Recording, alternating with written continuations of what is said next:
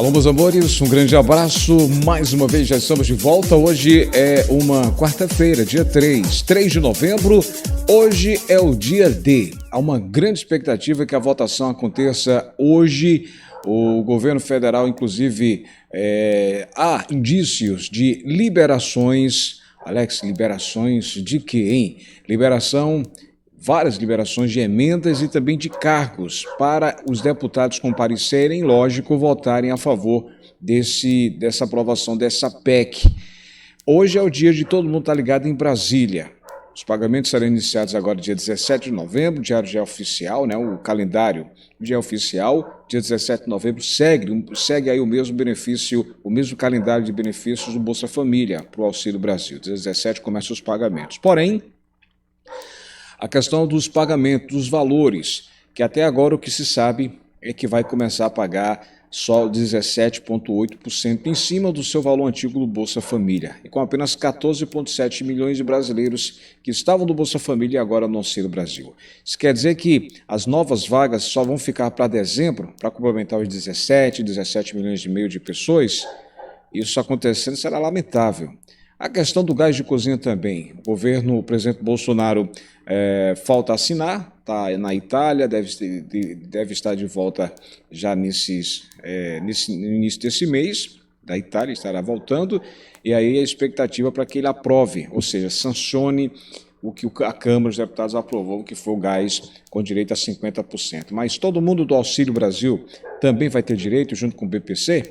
Há alguns rumores, há especulações de que não vai ser para todo mundo, vai ser apenas para o pessoal que estiver dentro daquela renda, que eles chamam de pobreza, extrema pobreza, é uma classificação. Mas aí o certo é pagar esse gás de cozinha, que é o gás dos brasileiros, para todo mundo. Muita coisa para ser debatida, muita coisa que a gente está esperando ser esclarecido. Como é que você está? Tudo bem? Como é que está a família? Está bem? Como foi do feriado? Visitou os entes queridos, ficou em casa, prestou homenagens, teve as lembranças na sua mente daquelas pessoas. Ontem, dia de finado, ontem, dia 2, muita gente ficou em casa, preferiu descansar, outros resolveram levar flores, buquês, visitar os seus entes queridos, né? Mas a verdade é que o feriado ontem serviu para o governo fazer muitas ligações, muitos contatos desde o final de semana, desde sábado, domingo, segunda, enfim, muita coisa rolou. E aí, hoje, quarta-feira, uma grande expectativa durante essa semana, haja as votações. Bora trabalhar? Saber o que é que vem por aí? Para não pegar a gente de surpresa? Simbora? Bem, é o seguinte. O governo já está fazendo aí uma força-tarefa, né, para os deputados votarem na PEC dos precatórios, mesmo depois de um feriado de um feriado de finados.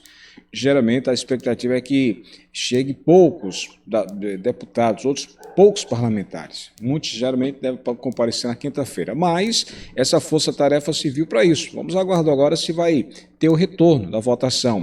Lideranças informaram que houve a indicação de liberação de emendas, de cargos, emendas e cargos para convencer o comparecimento à votação, ou seja, venham, compareçam e a gente vai autorizar as emendas. As emendas são aqueles valores que parlamentares pedem para liberar para a sua cidade, né, para o seu município, para o seu estado, enfim.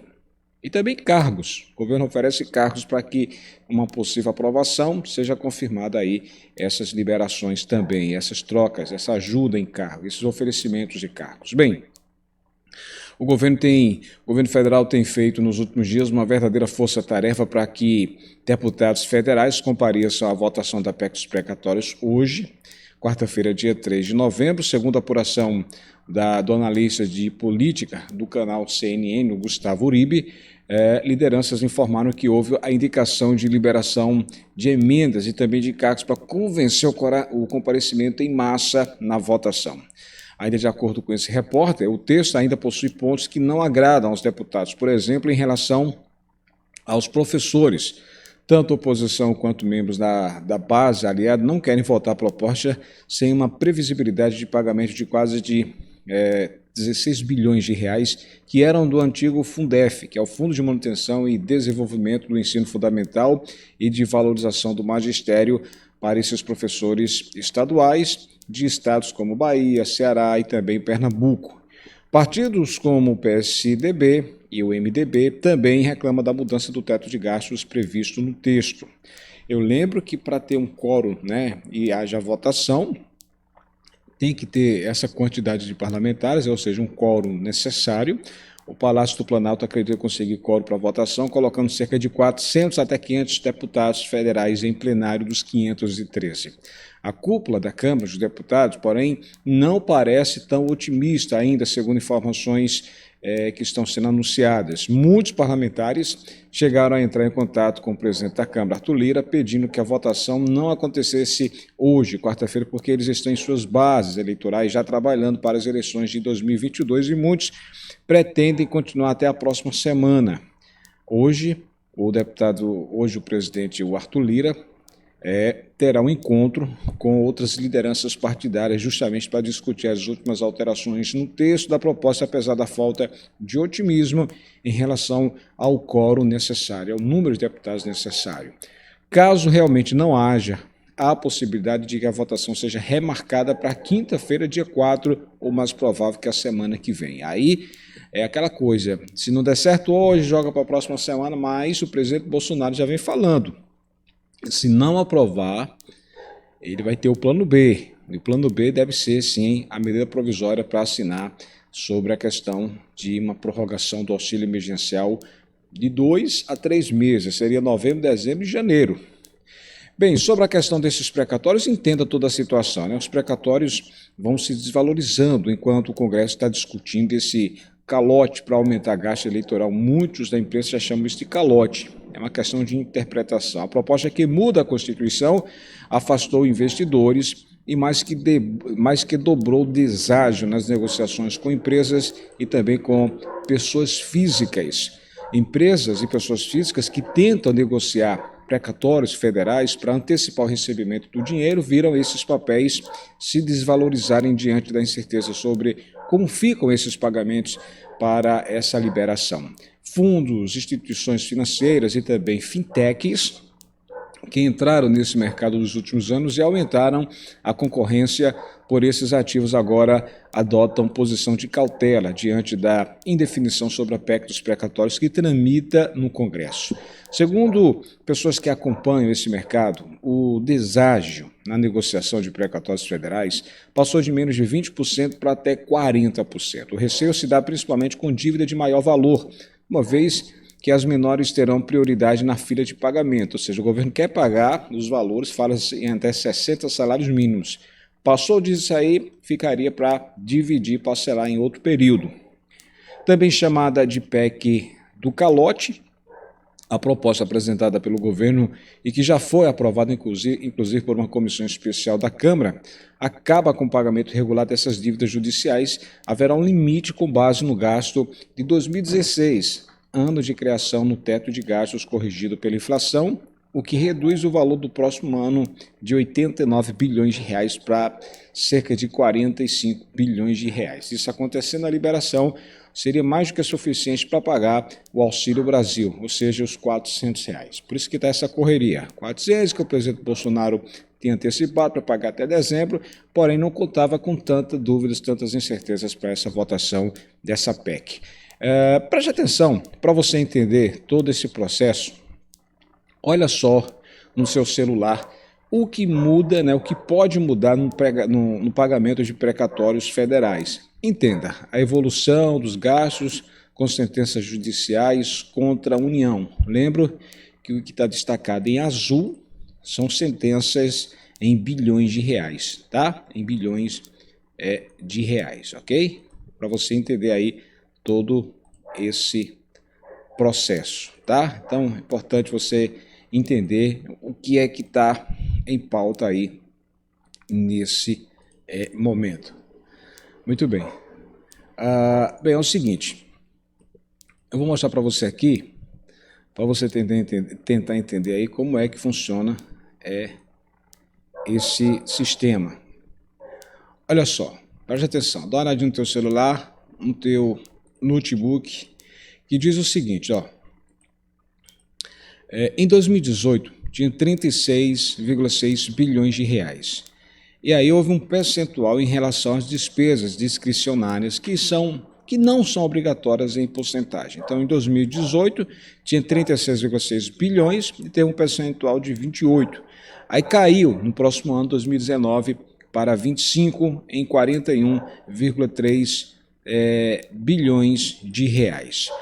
Em 2020, no ano passado, esse valor subiu para 48, que é o percentual, e as sentenças em 51,9 bilhões de reais. Esse ano, as sentenças subiram para 54,7 bilhões, com percentual aí de 46 pontos, 46%. A pretensão é para que o próximo ano quase duplique, olha só, de 54 desse ano para 89,1 bilhões de reais, que equivale a um percentual de 68%. Por isso está tendo esse problema. O governo disse que é muito alto esse percentual e nesse momento delicado, onde o PIB não está tão em alta assim, né, o Produto Interno Bruto, então isso altera a questão de valores. Então, o que muda, para você entender a situação, o que é que muda? Haverá um limite para despesas com sentenças judiciais dentro do teto de gastos, tá?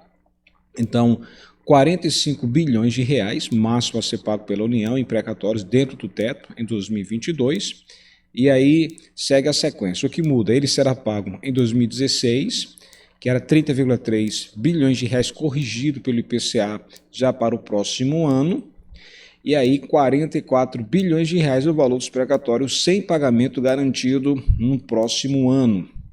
A gente passa a página aqui e diz o seguinte: para valores fora do teto, é possível o seguinte: quitar débitos parcelados ou inscritos em dívida ativa e pagar outorga, comprar imóvel público, ação de estatal e direito de receitas de petróleo, receber até o ano seguinte com desconto de 40% e também a negociação de dívidas entre entes públicos.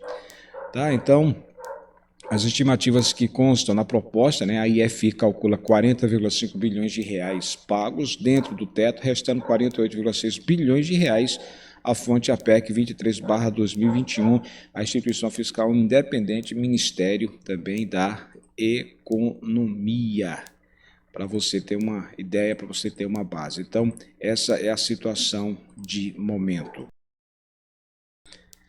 Então, nesse caso, Alex, o governo quer pagar até 60 salários mínimos, ou seja, mais de 60 mil reais, no caso das dívidas, e acima disso o governo quer parcelar, quer fazer uma votação, uma liberação acima desse valor parcelado, certo? Certo, é isso que o governo deseja nesse momento. As dívidas não pagas entram em uma fila sem prazo para que o dinheiro seja recebido. Quem quiser receber no ano seguinte precisa abrir mão de 40% do valor, que é o deságio abaixo do valor do mercado e criado de forma arbitrária pelo Executivo e Legislativo.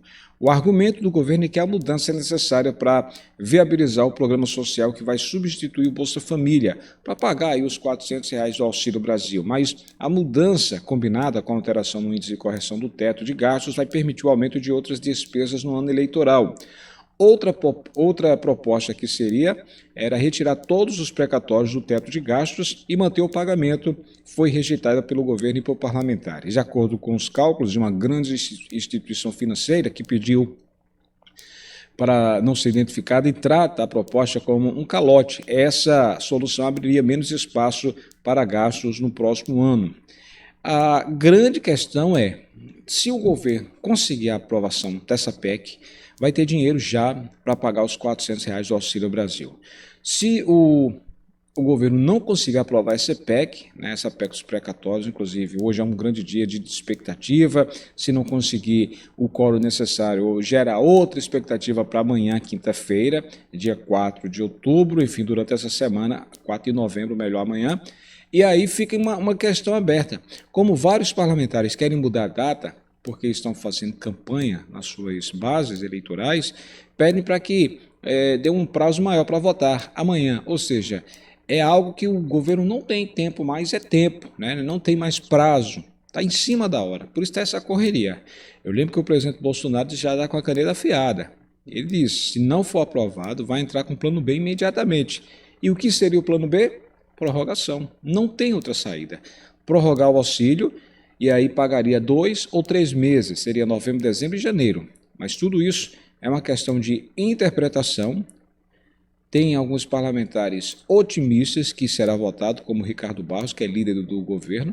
Ele acha que será votado sim, vai conseguir aprovar. Já outros parlamentares, mesmo sendo da base de apoio do presidente, é mais realista, dizem que não tem quórum suficiente e o certo era mudar a data, a estratégia, para dar mais um tempo. Aí entra a questão. E o governo tem tempo? Aí é o problema. Ficaria de novo ou para amanhã, quinta-feira, ou para a próxima semana. Gente do céu, é uma novela. É uma novela esse negócio de você aprovar R$400, precisa de dinheiro e o governo nesse momento só vai ter dinheiro para frente e quer usar esses precatórios para pagar esses 400 e lá para frente, com a arrecadação dos impostos, de mais dinheiro entrando no cofre, iria liberar e pagar para evitar esse calote dos precatórios. Sabe? Não tem uma brincadeirinha de puxa a corda, puxa para um lado, puxa para o outro, e quem tiver mais força aí, ou seja, quem conseguir mais votos, é que vai vencer. Essa é a situação dessa PEC dos precatórios. Ô Alex, o que é que eu devo fazer agora, hein? É esperar. Agora não tem mais o que fazer, é aguardar.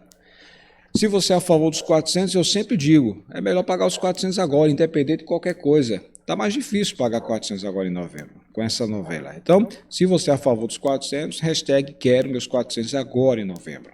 Se você prefere uma prorrogação de 2 ou até 3 meses, bem, de antemão, a gente está trabalhando em cima de 2 meses, novembro e dezembro. Então, é a hashtag quero prorrogação do auxílio até dezembro de 2021. Você que faz parte do Auxílio Brasil, está na dúvida se vai ter direito a receber com o presidente assinando esse gás, que é o gás dos brasileiros, então coloca a hashtag quero meu gás dos brasileiros, quero meu gás dos brasileiros, tá bom? Uma excelente semana. Grande abraço, todo mundo de olho em Brasília, porque hoje é uma grande possibilidade dessa PEC ser aprovada. Estou lá no Instagram, lá no blog Alex Silva. Até a próxima, pessoal. Tchau, tchau.